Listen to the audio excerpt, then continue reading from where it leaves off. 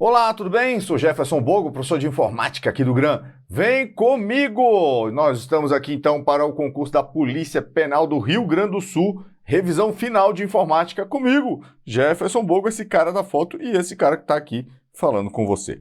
Bora lá então, tá aqui meu nome de novo, a disciplina e essa frase que eu gosto muito. Somos o que repetidamente fazemos. A excelência, portanto, não é um feito, mas um hábito, disse-nos Aristóteles. Pois bom, nós estamos aí caminhando então nessa revisão final e mais do que nunca você deve ter aplicado isso que eu chamo de processo jesuítico. O que é isso? Repetição com correção até exaustão nos leva à perfeição. Para você, a repetição com correção até exaustão o levará à aprovação. Amém? Quando eu digo amém aqui, independe da sua fé, da sua crença ou da ausência completa. Eu só estou dizendo que eu quero que dê tudo certo aqui, os nossos esforços. Você daí e eu daqui, né? Você estudando, eu ministrando aulas, resultem na sua aprovação, nomeação, posse e exercício desse cargo que eu tenho certeza que você quer muito exercê-lo, não é isso? Então bora lá, bora estudar e vem comigo, vamos para as questões então. E aí nós começamos aqui com o logotipo do Windows para iniciar as questõezinhas do Windows.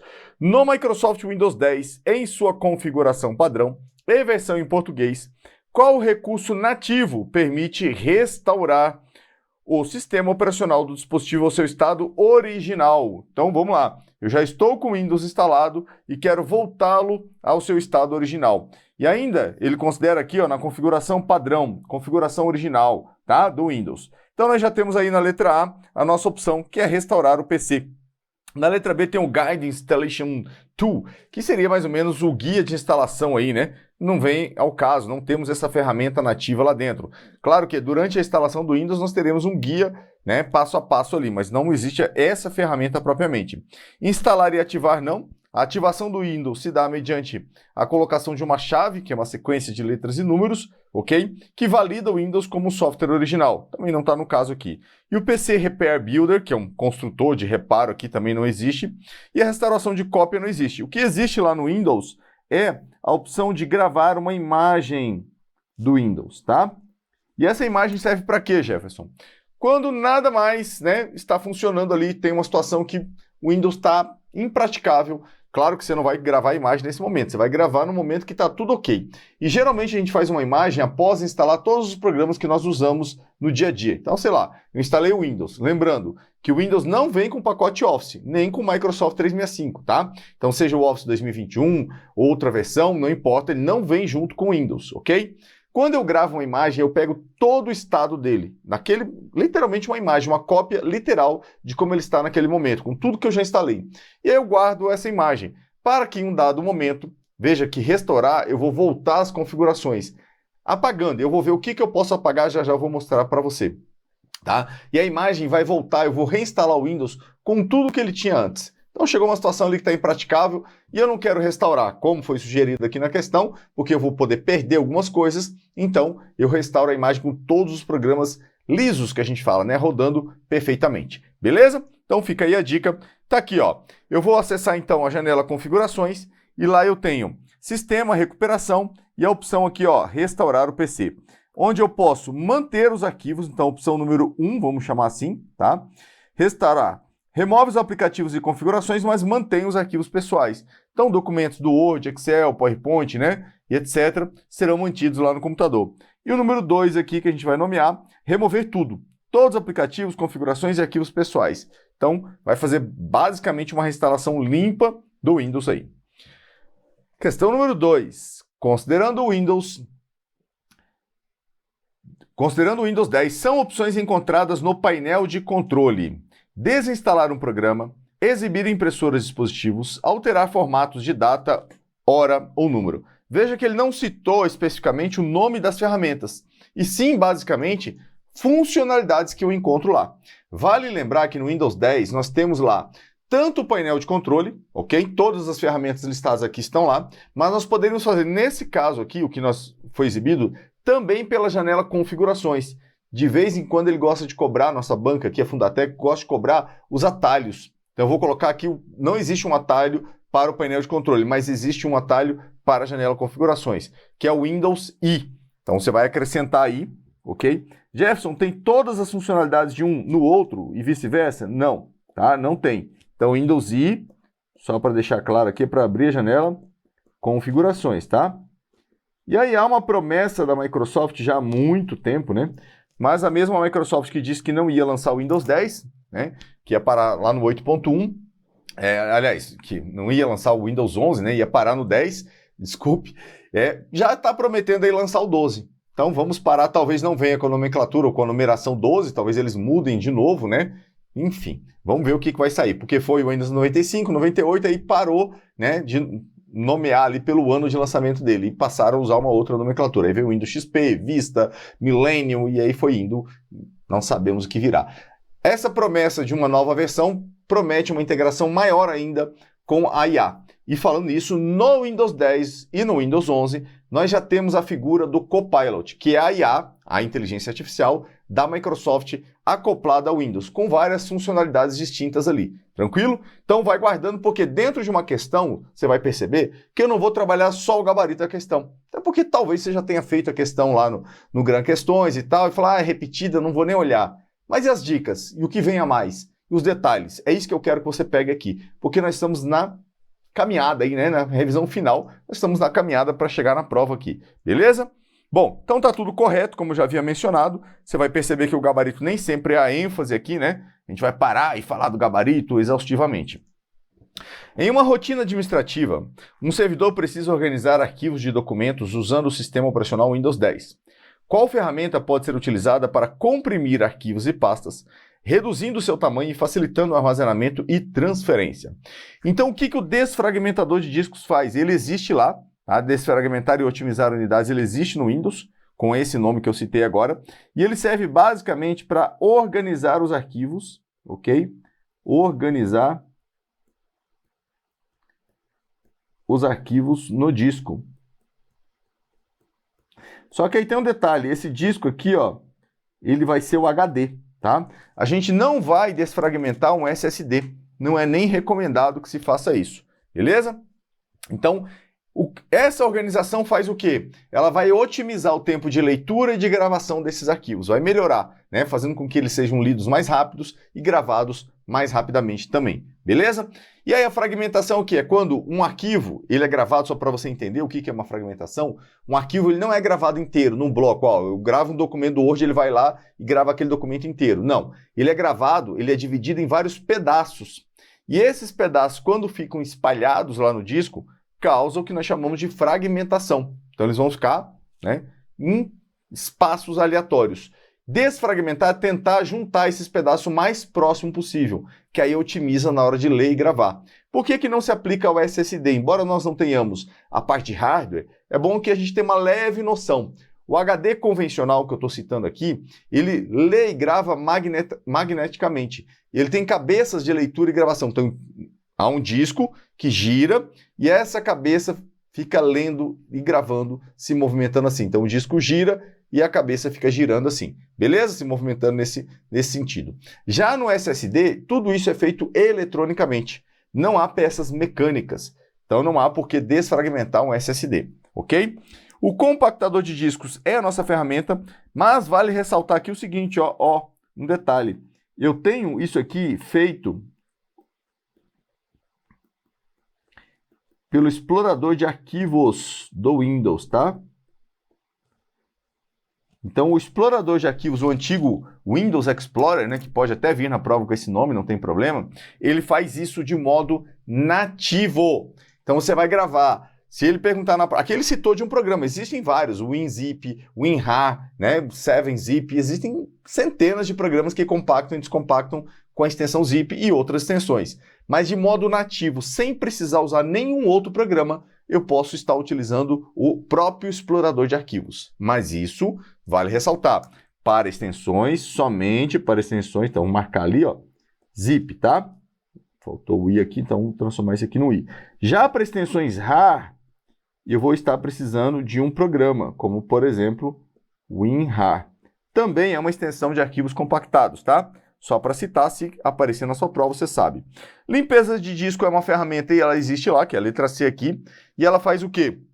Vai limpar o disco, né? Então ela vai permitir que você apague arquivos do próprio usuário, principalmente da lixeira, mas arquivos do sistema, como arquivos temporários e outros arquivos ali de imagem que foram gravados, de atualizações, que não são mais necessários, claro, sem colocar em risco o funcionamento do sistema operacional. Então permite limpar o disco. Mas nós temos no Windows 10 e no Windows 11 uma ferramenta chamada sensor de armazenamento, que faz isso automaticamente quando ativado. Então eu ativo. A limpeza de disco é manual. Eu costumo comparar que é como o aspirador convencional que a gente tem em casa, né? Como eu tenho aqui. Você liga o aspirador e sai aspirando a sua casa. Já o sensor de armazenamento eu comparo com os robozinhos que hoje, né, muita gente tem aí, que você programa e ele sai em determinados horários limpando a casa ou locais que você queira aí, conforme, né, a sua necessidade, beleza? Então o sensor de armazenamento ele pode, depois de ativado, apagar automaticamente. Por exemplo, não há um padrão na lixeira por padrão, na configuração original. Mas quando eu ativo o sensor de armazenamento, os arquivos da lixeira serão apagados após 30 dias. Eu posso ir lá e mudar esse tempo. Mas por padrão eles passarão a ser apagados automaticamente após 30 dias. Ok? Então vamos lá. Só para citar aqui para você como é que isso acontece. Gerenciador de tarefas existe. Vamos colocar aqui o atalho para ele. Embora o mais cobrado seja o Ctrl Alt Del, existe outro atalho. Esse aqui não abre direto o gerenciador de tarefas, tá? Existe o Ctrl Shift ESC, esse abre direto.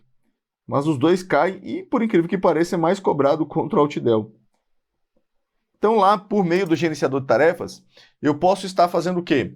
Eu posso, por exemplo, finalizar uma tarefa que não está respondendo, mesmo que ela esteja, ela pode ser finalizada. Eu posso visualizar os usuários logados. Eu posso monitorar o desempenho do computador vendo o consumo do processador, da memória, do disco, né, da placa de vídeo, por exemplo, ok? E eu posso alterar também, por meio do gerenciador de tarefas, os arquivos que são inicializados, carregados, juntos com o Windows na inicialização. Processo que nós chamamos de boot, B-O-O-T, beleza? Então fica a dica aqui. E o verificador de integridade de arquivos existe. Você vai dar um check disk lá, tá? Para verificar se tem algo corrompido lá, se está tudo funcionando bonitinho dentro do disco, tá? Então, ele existe também. 4. Considerando o Windows 10, qual caractere pode ser utilizado para nomear um arquivo ou pasta? Ou seja, só há uma alternativa com um arquivo que pode, com um caractere, desculpa, que pode ser utilizado. E aí a gente vai marcar aqui os que não podem, inicialmente, ó. O menor não pode, 2 pontos não pode. O underline pode, esse aqui não pode, né? E o pipe também não pode. Então o único que vai poder é o underline, que na verdade é o underscore, né? O nome dele tecnicamente, vamos dizer assim. Bom, então tá ok. O que eu preciso saber? O que eu preciso levar para a minha prova? Que pode cair lá. Eu preciso saber quais são os caracteres que eu chamo de inválidos, proibidos, não permitidos. Isso aí já não vai influenciar tanto, mas você precisa conhecer, tá? E seriam isso aqui, ó. Os caracteres que eu não posso utilizar para nomear arquivos, e aí um detalhe importante, ó. Para nomear arquivos e pastas, tá? Beleza? Arquivos e pastas. Não posso utilizar o pipe, menor, maior, a barra, a outra barra, interrogação, aspas duplas, 2 pontos e o asterisco. Também não posso utilizar, beleza? E aí eu tentei aqui, ó, fazendo uma simulação, usar o 2 pontos e ele apresenta já de cara para você quais são os caracteres que não podem ser utilizados aí, beleza? Vamos mudar de tema agora, falar um pouquinho de internet, redes de computadores e demais assuntos correlacionados que estão lá no nosso editalzinho, ok? Vamos lá. Relacione a coluna 1 à coluna 2, associando os conceitos abaixo às suas respectivas definições. Número 1, internet. 2, intranet. E 3, extranet. Número 2, aqui então vamos lá, começando a coluna 2, aliás, número 2 não, a coluna 2. Eu gosto de ler as definições e associá-las depois procurando lá o conceito em cima. Claro que você vai resolver do seu jeito. E eu recomendo, por mais bobo que seja, né, eu gosto de passar algumas dicas, principalmente para quem está começando. Mas quem já está habituado com o seu jeito, continue, não mude, tá? Não invente de mudar na última hora. Tem gente que no dia da prova resolve tomar um café da manhã milagroso, por exemplo, podendo passar mal. Então, faça o que você sempre faz e que dá certo. Você sabe que a possibilidade que você passe mal é mínima, né? Porque tem o nervosismo, tem um monte de coisa aí que pode acabar ocasionando ali algum transtorno, beleza? E a mesma coisa no modo de resolver a prova. Não, um dia antes eu escutei alguém falando que o ideal é resolver a prova de trás para frente. Mas eu treinei até o dia da prova resolver do início para o fim. Eu treinei em resolver pelas matérias que eu mais sei, depois as que eu menos sei. Eu não sei qual o critério que você vai utilizar, existem várias possibilidades. Não existe um jeito único. Ah, se todo mundo fizer esse jeito aqui, vai passar. Esquece isso, tá? Então, aproveita o momento coach, resolva do seu jeito. Conglomerado de redes espalhadas pelo mundo. Opa, pelo mundo é uma rede o quê?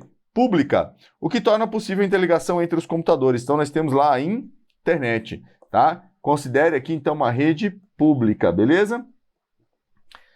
Como essência. 2. Conglomerado de redes locais espalhadas por estabelecimentos, o que torna possível a interligação entre os computadores com acesso mais restrito, por senha.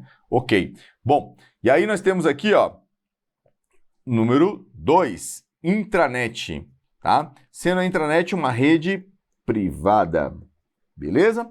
Então nós temos aí uma rede privada. E depois nós temos um conglomerado de redes de empresas espalhadas pelo mundo, tendo como sua principal característica a possibilidade de acesso via internet de dados específicos de uma determinada empresa. Então, o que acontece aí? Eu tenho agora uma ligação que nós chamamos aí, né? Nós a chamamos de extranet. Então, vamos voltar lá. Número 3, extranet. Bom, e aí eu vou tentar desenhar para você aqui maravilhosamente bem, né? Só que não. Eu vou fazer aqui o meu desenho artístico. Vamos pegar aqui o marca-texto.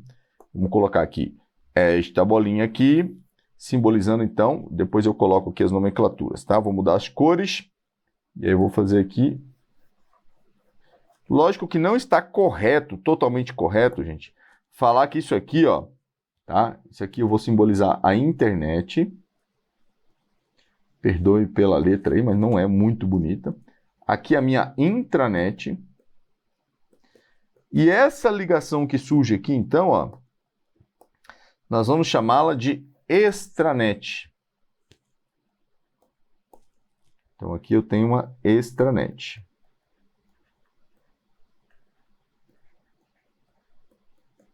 Beleza?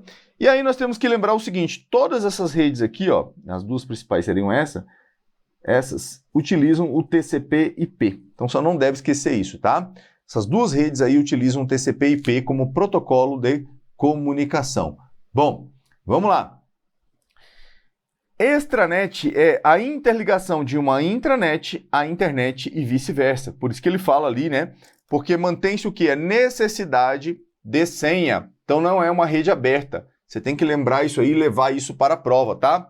Você tem que considerar que uma extranet é quando eu ligo a internet à intranet, é um caminho, requer autenticação, só que há uma particularidade aqui. A extranet, normalmente, ela pode, né, mas normalmente ela é aberta para colaboradores externos à empresa.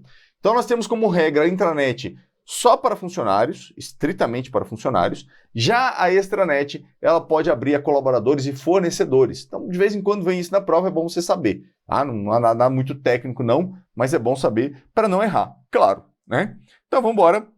Sobre o uso de cópia oculta, ou CCO, ou em inglês, o Blind Carbon Copy, em clientes de correio eletrônico, como o Microsoft Outlook e Gmail, analise as seguintes asserções e a relação propostas entre elas. 1.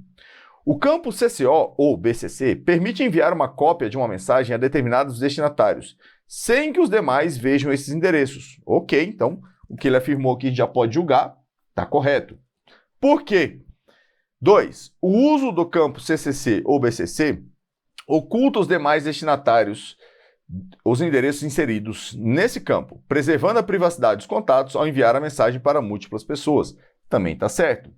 A respeito dessas asserções, assinale a alternativa correta. A. As asserções 1 e 2 são proposições verdadeiras, isso é verdade, e a 2 é uma justificativa da 1. É o porquê, o por qual motivo utilizar o CCCO, o com cópia oculto. Sim, e o principal objetivo é o seguinte, né? Além do que ele colocou aqui, preservar a privacidade das pessoas. Por quê? Quando você manda lá todo mundo no campo para ou com cópia, qualquer um pode clicar em responder a todos, qualquer um pode ver os endereços um dos outros e pode acabar mandando ali uma mensagem diretamente para a pessoa ou até mesmo propagando o spam, que é um dos principais objetivos de se utilizar o CCO. É não divulgar listas de e-mails porque existem pessoas chamadas spammers, pessoas responsáveis por enviar spam. Então elas coletam esses endereços inserem lá nos seus bancos de dados e começam a mandar mais spam ainda, beleza? Então você facilita a vida deles aí. Então letra A está corretinha, não tem mais o que analisar aqui, ok? Lembrar dos campos de envio e recebimento de e-mail aqui, no caso do envio, né, no caso. Vamos lá, eu tenho os campos para, com cópia e com cópia oculta. Todo mundo que está aqui em cima, nos campos para e com cópia, um vê o endereço do outro. Um sabe que o outro recebeu aquele e-mail. Já quem está embaixo não é visto por quem está em cima. Então lembre-se disso aqui como regra. E quem está embaixo consegue ver o endereço de quem está em cima. Jefferson, e as duas de baixo aqui nesse caso? Uma consegue ver o endereço da outra? Não. Então Gabriele não vê de Terezinha, nem Terezinha vê de Gabriele. E aí eu vou colocar aqui apenas uma simulação para que você entenda, né? E claro, pode cair na prova. Vamos considerar aqui o seguinte, que esse e-mail veio lá de Jeff. E agora eu vou pegar aqui, ó, a Gabriele, e ela vai usar o campo responder a todos. Ok? E aí você vai ter uma regra aqui muito simples, muito prática, muito direta. Qual é a regra aqui? Qualquer pessoa que esteja ali só vai mandar o e-mail para quem ela consegue ver o endereço de e-mail. Nós já vimos anteriormente que a Gabriele não consegue ver o endereço de quem está do lado dela, no campo com cópia oculta. Então, qualquer outra pessoa que está ali, ela não vê o endereço, portanto, ela não enviará cópia para essa pessoa. Beleza? Vem comigo aqui, ó. Então, quem é? Terezinha não vai receber. Quem vai receber? A Giovana, o Antônio e o Jeff. No caso aqui da Gabriele, claro. Vamos mudar então aqui a persona e vamos lá para a Giovana agora, usando o responder a todos. Com a Giovana, nós teremos a seguinte característica. A Giovana não vê a Gabriele e ela não vê a Terezinha, tá? E ela não vê. Então, quem ela vai ver? O Antônio e o Jeff. Agora nós temos a outra regra aqui que é simples, direta e objetiva, que é a seguinte. Olha só, vamos apagar. Qualquer um desses aqui, qualquer um deles, que usar a opção... Vamos tentar aqui fazer menos... Ah, ficou pior ainda. Pronto. A opção responder apenas, tá? Então aqui a opção agora é responder. Somente responder. Qualquer um deles vai só para o Jeff, tá? Qualquer um. Gabriele, Terezinha, Giovana ou antônimos. Claro, não é todo mundo uma vez. É um apenas, ok? Um apenas. Usando a opção responder, vai para lá. E qualquer um deles também usando a opção encaminhar.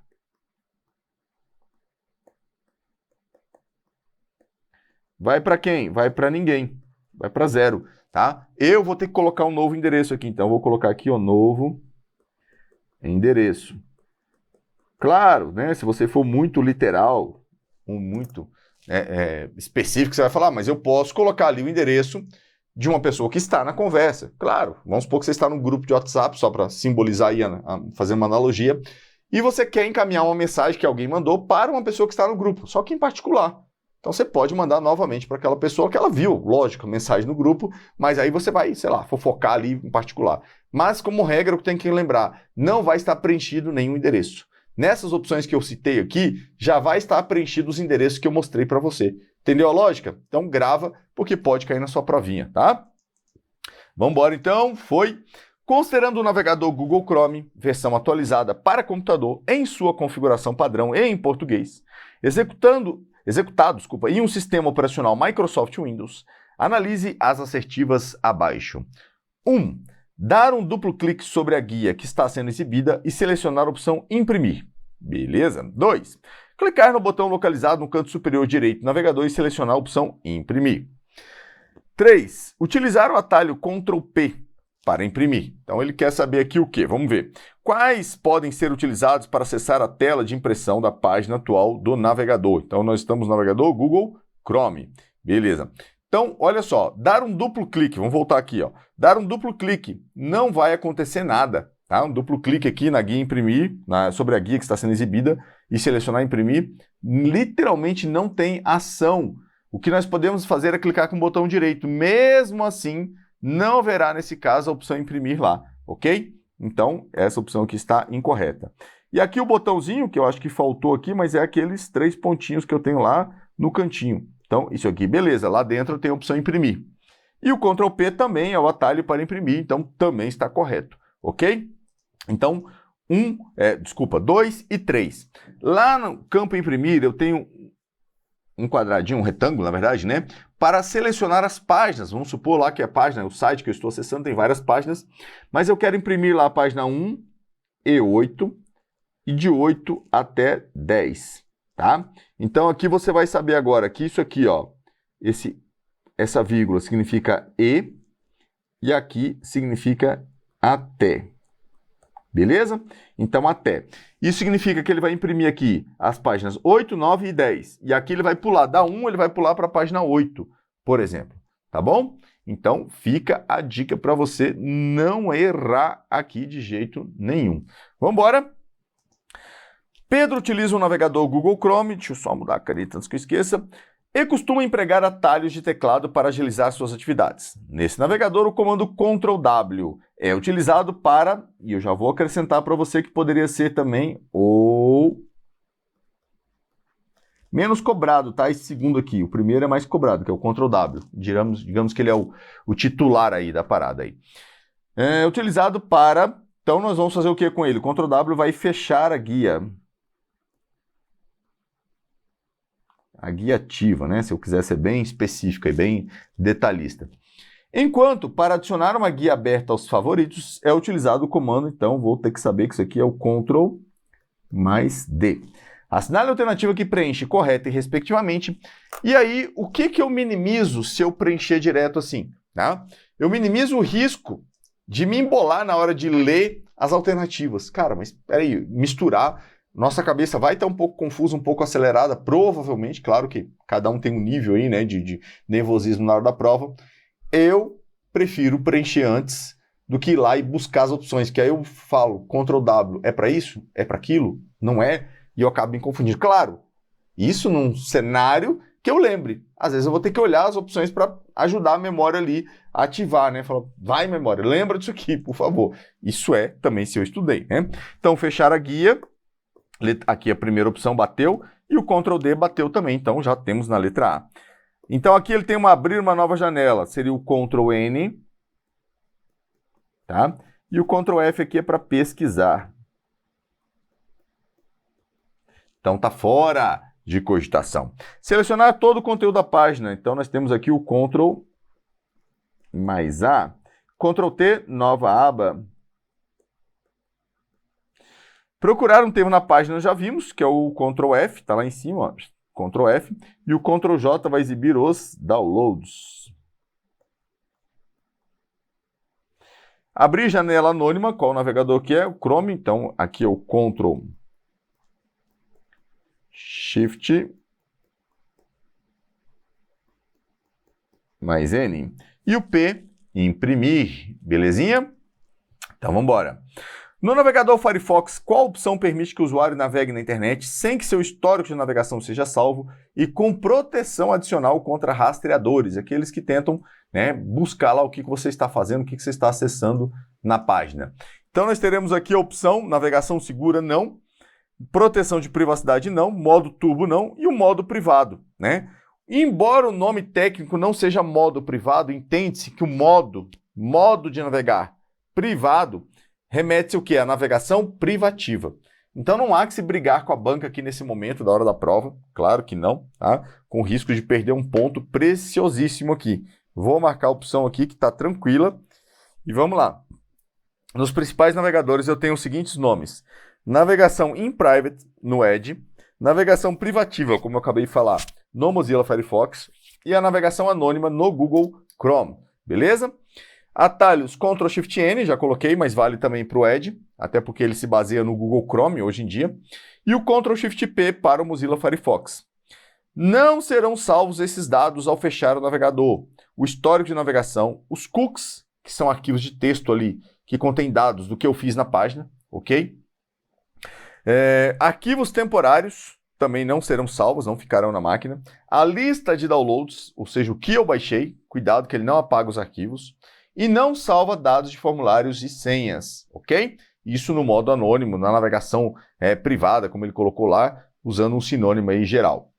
E nós temos aqui que serão mantidos os downloads, aqui eu estou falando dos arquivos, tá? E os favoritos também serão salvos se for salvo, claro, algum site aí durante a navegação anônima. E agora vamos para a parte de segurança da informação. Vamos lá. De acordo com Machado, 2014, pesquisas apontam que 15,5% do total de usuários da internet no Brasil não utilizam antivírus. Isso significa que cerca de 14 milhões de usuários estão desprotegidos. Sobre programas antivírus, analise as características a seguir. Ocorre quando o antivírus aponta um arquivo legítimo como vírus, embora não seja. O que eu tenho ali? Uma detecção que, se ele está tentando adivinhar se aquele arquivo é ou não é um vírus, nós temos o seguinte: o principal método utilizado para detectar ameaças é com base na assinatura das ameaças, ou seja, conhecendo a ameaça propriamente. E aqui ele não conhece. Então ele está usando um processo que nós chamamos de heurística, que a análise heurística, ela faz o quê? Ela se baseia no comportamento anômalo, diferente dos arquivos. Opa, esse cara está tentando ler a memória toda. Pera aí, meu filho, vem cá. Né? Olha, esse cara aqui está tentando acessar várias pastas simultaneamente. Pode ser um ransomware, por exemplo, né? Então, nós temos aqui um falso positivo.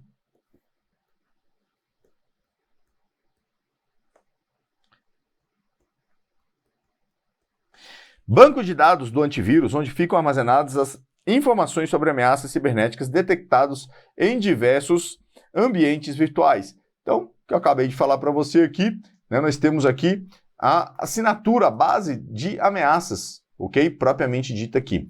Bom, a assinatura de vírus. Mas não é só de vírus, né? São as assinaturas aqui de ameaças. Beleza? Bora! Emprega um conjunto de técnicas para identificar vírus desconhecidos, monitorando atividades suspeitas e alertando sobre programas ou arquivos potencialmente maliciosos. Então, técnicas. Nós estamos falando da heurística.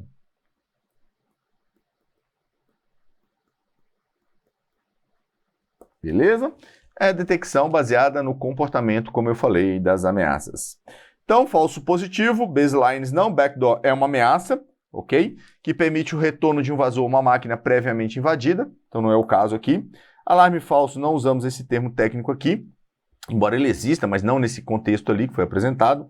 Quarentena é quando tanto a análise heurística quanto a assinatura, elas falharam, então é um propósito de fazer o quê? Isolar, não conseguir limpar o arquivo. Então eu vou mandar ele para quarentena para isolar. Ou na própria heurística, fiquei na dúvida, eu posso colocar o arquivo em quarentena, isolando ele dos demais. Diretrizes não, está fora de contexto. Inconsistência não é. Baselines não é. Baselines, backdoor já falei. Quarentena já falei. Análise heurística já falei. Certificação digital é um documento eletrônico ali que tem como objetivo comprovar a identidade de uma máquina ou de uma pessoa, física ou jurídica. Falso positivo, beleza. Assinatura, beleza. E análise heurística, beleza. Então, letra E de escola, ok? Então, nós temos a heurística fazendo uma análise quando suspeita da ação de um arquivo, como eu mencionei. Então, aqui, ó, ele falou que não encontramos evidências suficientes para identificar o arquivo como malware. Contudo, você ainda deve ser extremamente cauteloso ao acessá-lo. E aí ele bloqueou a ação e, caso eu queira continuar a execução, fica por minha conta e risco, né? Então, ele não me deu certeza se é ou não é. Falou, olha, não parece. E aí, quando não parece, mas é, Jefferson? Você falou quando parece, mas não é. E quando não parece e é, e passa pela heurística. Aí nós temos um falso negativo, né? Por quê? Porque não parecia ser, mas é uma ameaça. É mais perigoso ainda, né? Convenhamos. Então, aqui, quando eu uso a heurística, existe a criação de um malware, a detecção baseada no comportamento, e então o sistema está protegido.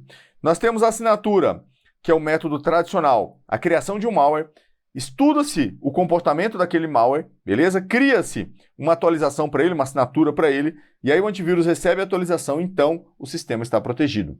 E a heurística, então, ela existe para quê? Para tapar essa lacuna, né? Quando sai um novo malware, até que chegue essa assinatura aí, vai levar um tempo. Vai levar um tempo. E isso aí pode colocar o sistema em risco, claro, tá? Então, por isso que existe essa proteção aqui, beleza? Softwares maliciosos, ou seja, os malwares, como cavalos de Troia, vírus e worms, têm como objetivo explorar vulnerabilidades ou enganar usuários para infectar sistemas. Eles podem causar prejuízos financeiros ou de privacidade a empresas e indivíduos. Assinale a alternativa que apresenta corretamente um tipo de malware e sua respectiva descrição. Então, claro, eu vou ter que conhecer os malwares, tá? Detalhadamente. Vamos lá. Vírus. Código malicioso que é anexado a programas ou arquivos legítimos e é ativado quando o programa ou arquivo hospedeiro é executado pelo usuário.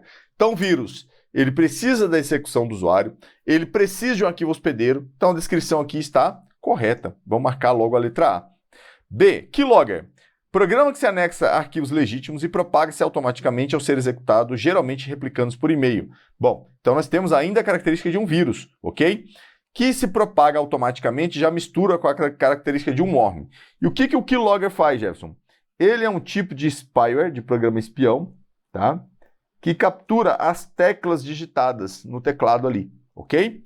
E o worm? Programa que se infiltra no sistema com aparência legítima, visando capturar dados pessoais e transmiti-los a terceiros de forma oculta. Então aqui, genericamente, nós poderíamos ter tanto um spyware, tá? Como um trojan, ou trojan horse também, beleza? Que é o cavalo de Troia. O worm é um programa autônomo, então ele não precisa ser executado, ele não usa arquivos hospedeiros, ok? E se propaga explorando vulnerabilidades, tornando as redes mais lentas, portanto. Bom, então tá aqui as características de um worm. D, spyware, já vimos. Aí ele fala que é um código autorreplicante que explora vulnerabilidades de rede para infectar outros sistemas sem depender da interação humana, mas aqui ele está falando do worm, ok? E o spyware, genericamente, é um programa espião que coleta dados sem que o usuário saiba. Cavalo de Troia, ou o que eu coloquei lá atrás, que é o Trojan Horse. Vamos ver aqui que ele fala da definição aqui. Software que se esconde no sistema e registra secretamente as teclas digitadas, armazenando informações como senhas. Então aqui nós temos um keylogger. Beleza? Keylogger. E aí eu recomendo a você, meu aluno, minha aluna, a leitura das cartilhas do 7BR. Quem é esse cara, Jefferson? É o Centro de Estudos, Resposta e Tratamento de Incidentes de Segurança da Internet no Brasil. A sigla é longa, mas esquece a sigla. Ele está vinculado ao CGI, que é o Comitê Gestor da Internet, que nada mais, nada menos é o órgão que controla a internet no Brasil e a regulamenta em vários aspectos. Beleza? Bom, tira todas essas definições aí, leia os fascículos do 7BR que vai te ajudar na prova, sem dúvida nenhuma. Beleza?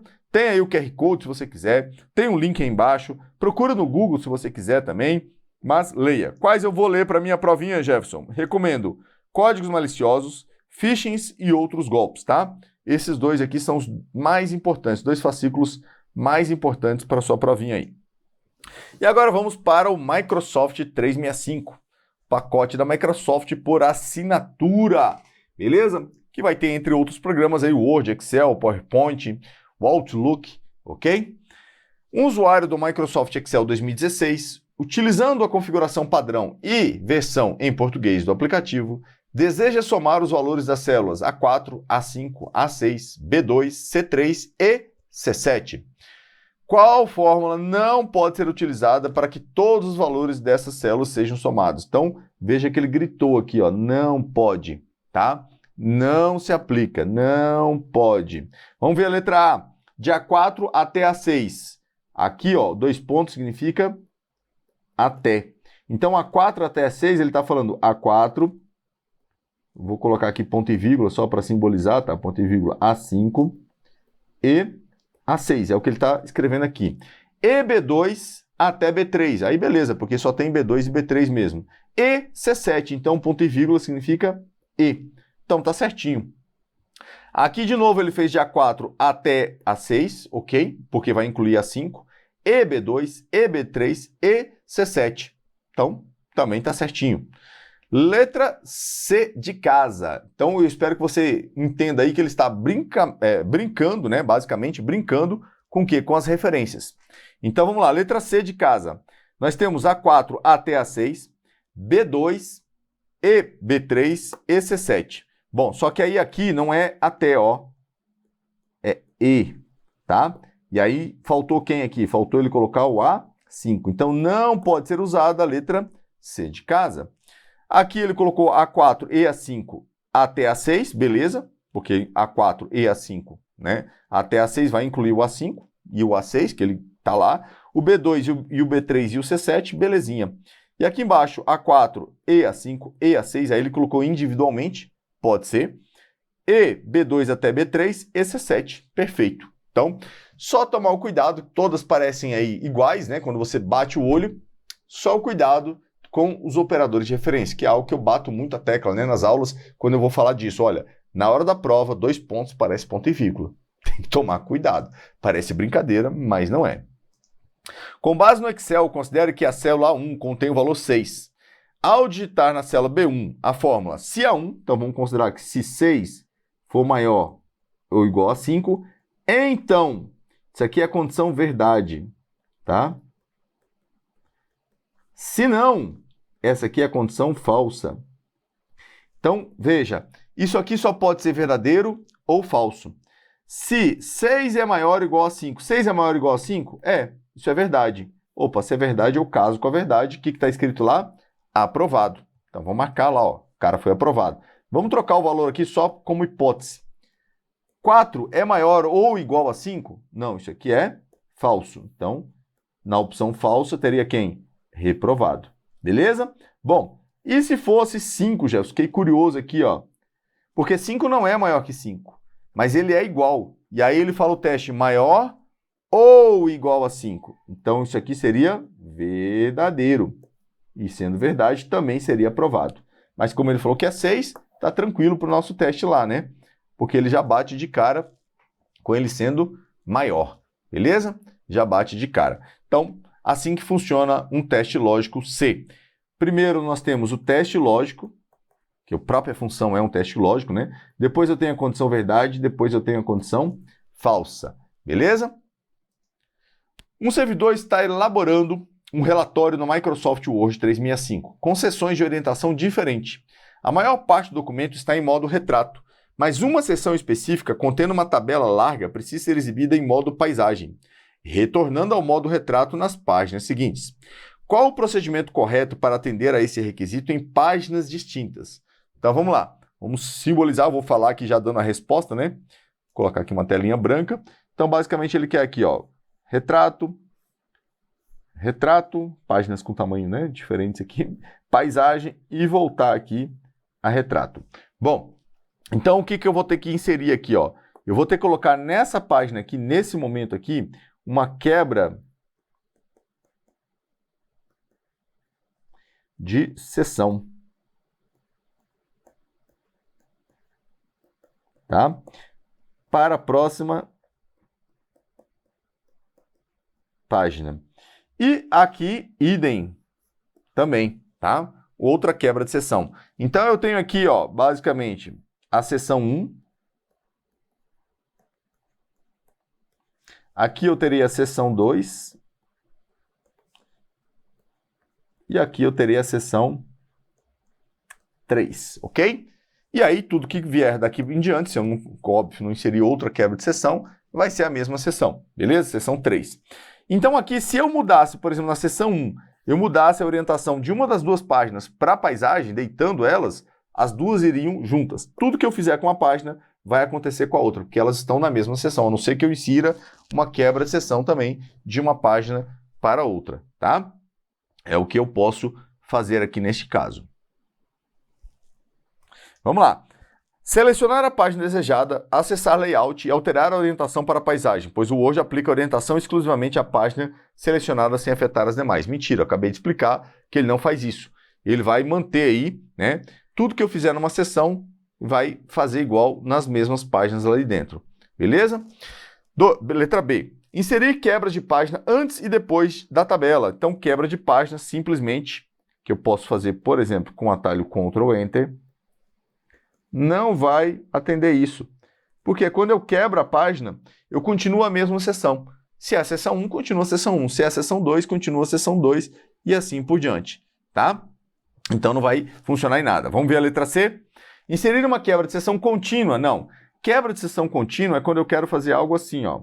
Eu tenho uma página, estou escrevendo em uma coluna e quero escrever em 2 colunas, por exemplo. E aí, nesse momento, eu coloco uma quebra de seção contínua. Beleza? Letra D. Selecionar apenas a tabela, acessar propriedades da tabela e definir a orientação paisagem. Não vai funcionar, tem que quebrar a seção na página. E. Inserir quebras de seção do tipo próxima página, antes e depois da tabela e selecionar o conteúdo entre elas e alterar a orientação para a paisagem, aplicando a mudança apenas à seção delimitada. Então foi o que eu desenhei lá e é o que a gente vai marcar aqui, letra E. Então conhecer um pouquinho sobre as quebras de seção. As duas principais são a contínua, que é essa que eu mostrei agora, a para a próxima página, e existe ainda a possibilidade de quebrar só a seção nas páginas pares ou só nas ímpares. No Microsoft Excel 365, então vai servir para as versões aí todas, no servidor do IFC, precisa calcular a quantidade de células no intervalo de A1 até A100. Então cuidado aqui com o operador, tá? Como eu já havia mencionado antes, até A100, que contém valores estritamente maiores que 100. Qual fórmula resolve corretamente o problema proposto? Então eu quero COT-C, não existe COT-C. Existe o CONT-C? Sim. Aqui, colocando entre aspas, ele contaria a quantidade de células que tem valores maiores. Ele quer o quê? Calcular a quantidade de células, tá? Ele quer calcular. Bom, então vamos tomar aqui cuidado, né, ao analisar isso aqui, beleza? Eu quero calcular. Esse cálculo é o quê? Eu quero contar, né? Contar, que contém valores maiores que 100. Continuum existe, tá? Só que não tem esse argumento aqui, Continuum não tem esse argumento, beleza? Então, esse argumento aqui não tem. Aqui ele contaria o quê? Quantas células tem números, não importando qual número que seja. E ele quer aqui, maiores que 50. E ele quer calcular a quantidade de células. Não quer somar as células, tá? Então, cuidado com isso aqui. Letra D, contar.